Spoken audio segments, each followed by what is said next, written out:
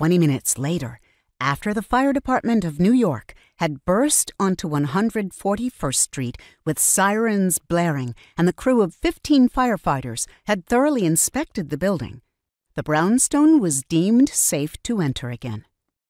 The chaos had brought out dozens of neighbors who now watched as 2 firefighters lectured the Vanderbeekers about the hazards of unattended candles. Mama and Papa, who had been with Mr. Biederman, or Mr. B as they often called him, inside the brownstone at the time of the incident, followed that up with a lecture of their own. Thankfully, the damage was limited to a handful of singed areas of the rug, plus minor water damage from the sprinkler system. The sprinklers were also the reason why Aunt Penny and Franz were completely soaked. The Vanderbeekers and Orlando stood on the sidewalk, chastised. Mr. B, who had been eagerly awaiting Aunt Penny's arrival, glared at them. There was so much chaos that Mr. B and Aunt Penny hadn't even said hi to each other. Finally, Oliver broke the ice.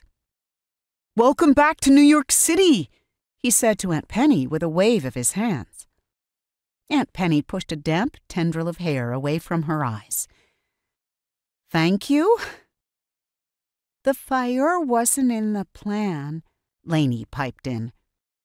"I'm sorry about the candles," Hyacinth said. "I'll make it up to you, I promise."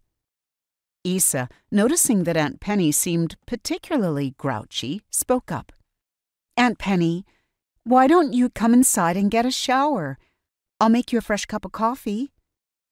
Aunt Penny perked up at the thought of coffee, and Isa led her up the stairs into the brownstone. The second the door shut, everyone talked at once. "We ruined everything," Laney wailed. "All that planning destroyed by an aberration," Jessie moaned. "This is why you're not allowed to light candles," Oliver scolded Hyacinth and Laney. "We know," Hyacinth said, wringing her hands. She looked at Mr. B. "Please don't be too mad, Mr. B." Their neighbor had not said a word through the whole incident, and the Vanderbeekers looked at him anxiously.